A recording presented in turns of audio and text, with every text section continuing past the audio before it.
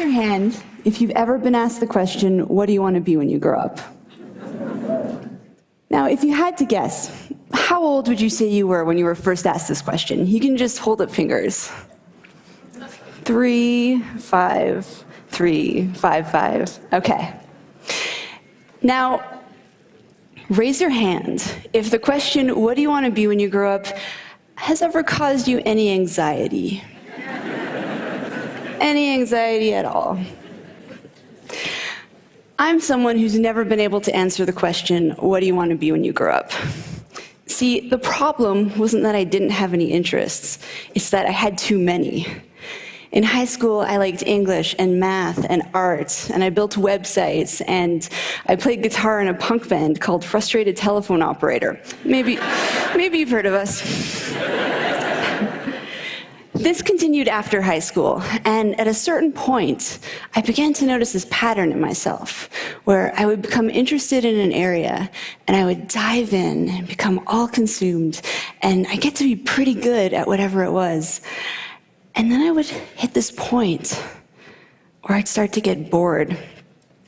And usually I would try and persist anyway, because I had already devoted so much time and energy, and sometimes money, into this field. But eventually, this sense of boredom, this feeling of like, yeah, I got this. This isn't challenging anymore. It would get to be too much, and I would have to let it go. But then I would become interested in something else, something totally unrelated, and I would dive into that and become all consumed, and I'd be like, yes, I found my thing. And then I would hit this point again, where I'd start to get bored. And eventually, I would let it go. But then I would discover something new and totally different, and I would dive into that. This pattern caused me a lot of anxiety for 2 reasons. The first was that I wasn't sure how I was going to turn any of this into a career. I thought that I would eventually have to pick one thing, deny all of my other passions, and just resign myself to being bored. The other reason it caused me so much anxiety was a little bit more personal. I worried that there was something wrong with this, and something wrong with me for being unable to stick with anything. I worried that I was afraid of commitment, or that I was scattered, or that I was self-sabotaging, afraid of my own success. If you can relate to my story and to these feelings, I'd like you to ask yourself a question that I wish I had asked myself back then. Ask yourself where you learned to assign the meaning of wrong or abnormal to doing many things. I'll tell you where you learned it. You learned it from the culture. We were first asked the question, what do you want to be when you grow up, when we're about 5 years old. And the truth is that no one really cares what you say when you're that age. It's considered an innocuous question posed to little kids to elicit cute replies, like, I want to be an astronaut, or I want to be a ballerina, or I want to be a pirate. Insert Halloween costume here. But this question gets asked of us again and again as we get older in various forms. For instance, high school students might get asked what major they're going to pick in college. And at some point, what do you want to be when you grow up goes from being the cute exercise it once was to the thing that keeps us up at night. Why? See, while this question inspires kids to dream about what they could be, it does not inspire them to dream about all that they could be. In fact, it does just the opposite. Because when someone asks you what you want to be, you can't reply with 20 different things. The well-meaning adult will likely chuckle and be like, oh, how cute, but you can't be a violin maker and a psychologist. You have to choose. This is Dr. Bob Childs. And he's a luthier and a psychotherapist. And this is Amy Ung, a magazine editor turned illustrator, entrepreneur, teacher, and creative director. But most kids don't hear about people like this. All they hear is that they're going to have to choose. But it's more than that. The notion of the narrowly focused life is highly romanticized in our culture. It's this idea of destiny, or the one true calling. The idea that we each have one great thing we are meant to do during our time on this earth, and you need to figure out what that thing is and devote your life to it. But what if you're someone who isn't wired this way? What if there are a lot of different subjects that you're curious about and many different things you want to do? Well, there is no room for someone like you in this framework. And so you might feel alone. You might feel like you don't have a purpose. And you might feel like there's something wrong with you. There's nothing wrong with you. What you are is a multi-potentialite.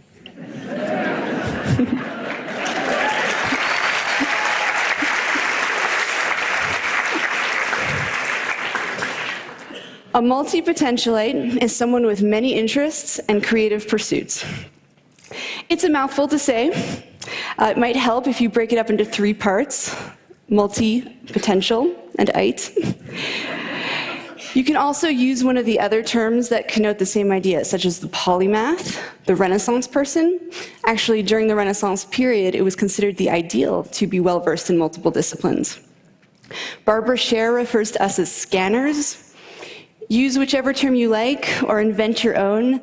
I have to say, I find it sort of fitting that as a community, we cannot agree on a single identity. It's easy to see your multi-potentiality as a limitation or an affliction that you need to overcome. But what I've learned through speaking with people and writing about these ideas on my website is that there are some tremendous strengths to being this way. Here are 3 multi-potentialite superpowers. 1, idea synthesis. That is combining 2 or more fields and creating something new at the intersection. Shaw Wong and Rachel Binks drew from their shared interests in cartography, data visualization, travel, mathematics, and design when they founded Meshu. Meshu is a company that creates custom, geographically inspired jewelry. Shaw and Rachel came up with this unique idea, not despite, but because of their eclectic mix of skills and experiences. Innovation happens at the intersections. That's where the new ideas come from. And multi-potentialites, with all of their backgrounds, are able to access a lot of these points of intersection. The second multi-potentialite superpower is rapid learning. When multi-potentialites become interested in something, we go hard. We absorb everything we can get our hands on. We're also used to being beginners because we've been beginners so many times in the past. And this means that we're less afraid of trying new things and stepping out of our comfort zones. What's more, many skills are transferable across disciplines, and we bring everything we've learned to every new area we pursue, so we're rarely starting from scratch. Nora Dunn is a full-time traveler and freelance writer. As a child concert pianist, she honed an incredible ability to develop muscle memory. Now she's the fastest typist she knows. Before becoming a writer, Nora was a financial planner. She had to learn the finer mechanics of sales when she was starting her practice, and this skill now helps her write compelling pitches to editors.